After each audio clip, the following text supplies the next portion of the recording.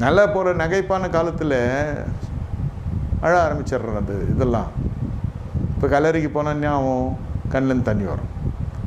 நமக்கு ஒரு வாழ்ந்தவன் அவன் போயிட்டான், அந்த அம்மா போயிடுச்சு, அந்த ஐயா போயிட்டான். அடுத்தது பாருங்கள், மரித்தோருக்கு அவர் தேவனா இல்லை, அப்புறம் எதுக்கு அங்கே போகணும்? கர்த்தர் நகைப்பை கொடுக்குறாரு, நீ ஏன் சஞ்சலப்படுகிற இடத்துக்கு போகிறீங்க? யோசித்து பாருங்க. எல்லாமே தேவ நாமத்தில் நடக்கும். இந்த நாமம் தரிக்கப்பட்ட ஜனங்களுக்கு மதவாதிகளாக இருப்பாங்க. அவங்க நாமம் தரிக்கப்பட்டிருக்குது, அவ்வளோதான்.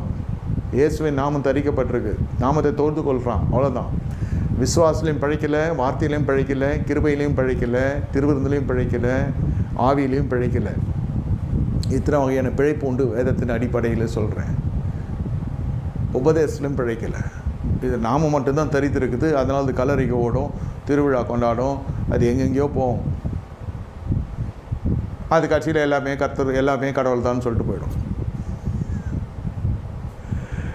நம்ம அப்படி இல்லை.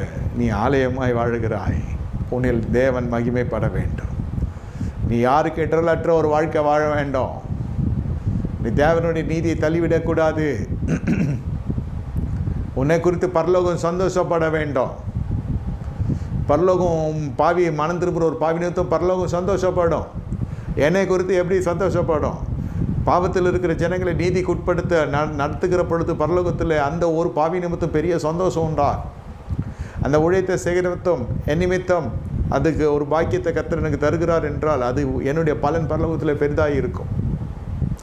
மனம் திரும்புகிற ஒரு பாவி நிமித்தம் ஒரு சந்தோஷம் வருகிறது. இந்த மாதிரி ஊழியம் சேகர நிமித்தம் ஒரு சந்தோஷத்தை கர்த்தர் நமக்கு தருவோம். ஆத்மான சந்தோஷம். இதனால் வருகிற எதிர்ப்புகள் இருந்தாலும் இதில் வருகிற ஆசீர்வாதம் பெருசு. ஒரு ஆத்மா ரட்சிக்கப்பட்ட எவ்வளோ கடினமான காரியம் என்பது நீங்கள் அறிவீங்க.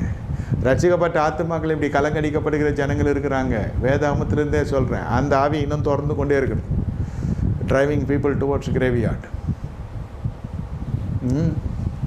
ஓட்டமாக ஓடுறது, விசுவாசம் தோக்குறோம், விசுவாசம் முடிக்கிறோமா, கர்த்தராகிய இயேசு கிறிஸ்துவை நோக்கி ஓட கடவுள்னு சொல்கிற ஓட்டம் இல்லை இது. நம்ம சுற்றி நெருக்கி நிற்கிற பாவத்தை எல்லாம் தள்ளிவிட்டு ஓடணும். எங்கேயுமே தள்ள முடியாது. நம்ம தள்ள முடியாது. ஏன் தள்ள முடியாது? இதெல்லாம் என்ற பந்துக்கள், இதெல்லாம் என்ற சொந்தங்கள், இதெல்லாம் என் மாம்சம் ரத்தமானவர்கள். இவர்கள் இல்லாமல் நான் இல்லை, நான் இல்லாமல் அவர்கள் இல்லை. எல்லாம் ஒரு கூட்டு குடும்பமாக இருக்கிறது. சொத்துலேருந்து எல்லாமே பிரச்சனை ஆகிடும் போனால். உலக பிரகாரம் மேன்மைக்காய் கிறிஸ்துவ மறுபடியும் சிலுவையில் இருக்கிறீங்க, உனக்கு சஞ்சலம் அதிகமாகும். ஆவிக்குரிய நகைப்பு வராது. ஆவிக்குரிய சந்தோஷம் இருக்கணும்.